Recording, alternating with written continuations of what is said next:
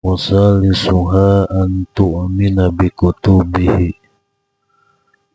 Ari anu katilu rukun iman teh wajib urang sadayana salaku jalma mukminin mukminat muslimin muslimat wajib iman wajib percaya kana kitab-kitabna Allah Subhanahu wa taala anu dilungsurkeun ku Allah Subhanahu wa taala ala rasulihi alaihi wassalatu wassalam anu dilungsurkeun ku Gusti Allah ka para rasul-rasulna.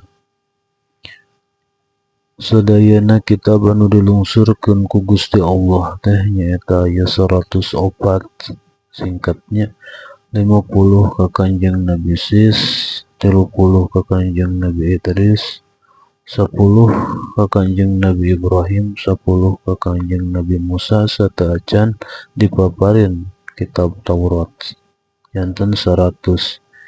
Hiji kitab Taurat anu dilungsurkeun ku Gusti Allah ka Kanjeng Nabi Musa janten 111. 100 hiji. Hiji kitab Jabur anu dilungsurkeun ku Gusti Allah ka Kanjeng Nabi Daud. Hiji kitab Injil anu dilungsurkeun ku Gusti Allah ka Kanjeng Nabi Isa. Hiji kitab Furqan anu dilungsurkeun ku Gusti Allah ka Kanjeng Nabi Muhammad sallallahu alaihi wasallam nyaeta Al-Qur'an. Anu opat ieu mah kitab Jabur, kitab Injil, kitab Taurat, Al-Qur'an wajib urang terangna sinareng leres-leres imanna percayaana terutama kana kitab Al-Qur'an anu dilungsurkeun ku Gusti Allah ka Kanjeng Nabi Muhammad sallallahu alaihi wasallam. Urang sadayana wajib percayaana, wajib imanna bahwa Al-Qur'an teh eta kalamullah teu meunang ngamang-mangkeun deui. Lamun ngamang-mangkeun kana Al-Qur'an kalamullah mangka bisa dipeleset akidah bisa murtad. Nauzubillah summa nauzubillah. Tong buroning kana kemlenganana Al-Qur'an sajilid bahkan ngamang-mangkeun hiji harap tina harap Al-Qur'an bisa dipeleset akidah. Nauzubillah summa nauzubillah. Wajib urang sadayana percayaana, wajib imanna bahwa Al-Qur'an teh eta leres-leres kalamullah.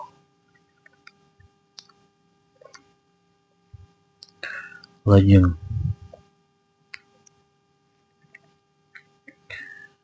warabi'uha an tu'mina birusulihi. Ari nu kaopat rukun iman teh nyaeta iman ka para rasul-rasulna Gusti Allah. Wajib urang sadayana iman ka para rasul-rasulna Gusti Allah terutama ka Kanjeng Nabi Muhammad sallallahu alaihi wasallam. Wajib urang iman bahwa Kanjeng Nabi Muhammad eta utusan Gusti Allah. Wahum ari sadayana para rasul teh eta afdalul ibadillah eta pang afdal abdina Allah Subhanahu wa taala. Sakumaha fidawa Allah Subhanahu wa taala wa kulan fadalna 'alal alamin. Hiji-hijina para rasul eta sadayana ku Gusti Allah parantos diunggulkeun milihkeun kasadaya alam salian ti para rasul di bawah para rasul kamuliaanan. Nyata urang sadayana kedah nekadkeun, kedah percaya, kedah yakin saestuna Allah Subhanahu wa taala parantos ngutus para rasul ka sakabeh makhluk nyata supados naon, supados ngalareskeun, ngaluruskeun dina padamelanana, dina ucap-ucapanana, dina pangrungungna, supados ngabimbing kana janten umatna. Ari para rasul teh nyata mangrupikeun rijalan la ya'lamu adaduhum illallah ta'ala. Pamegat para rasul daya rasul istri pamegat sadayana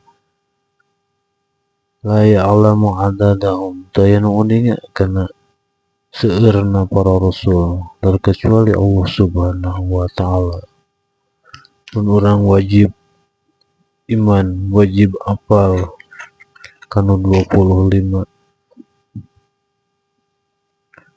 anu sok dinadomkeun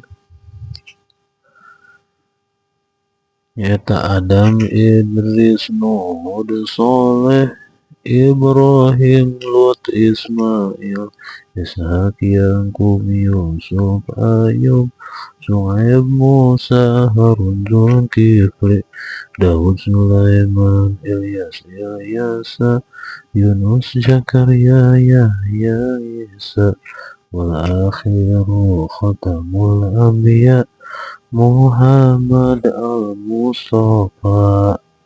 Eta orang sadana wajib ninggana yang wajib imana temenang ngamangkeun kana pangkat karasulan Kangjeng Nabi Adam, Kangjeng Nabi Idris, Nuh, Soleh temenang ngamangkeun kana kapangkatan rasulna anu 25 ieu terutama Kangjeng Nabi Muhammad sallallahu alaihi wasallam temenang ngamangkeun.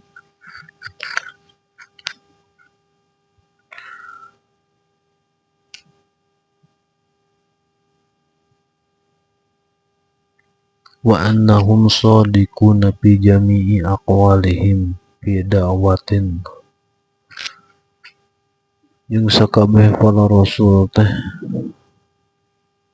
bener dina sakabeh ucapanana dina sakabeh dakwahna para rasul kabeh bener. Namun cek rasul wajibnya wajib dilaksanakeunana, lamun cek rasul haram lamun dilaksanakeunana, cek rasul makruhnya makruh, cek rasul sunatnya sunat. Orang wajib percayana, wajib imana, temenang ngamangkeun para rasul sifatna sidik, amanah, tabligh, fatonah.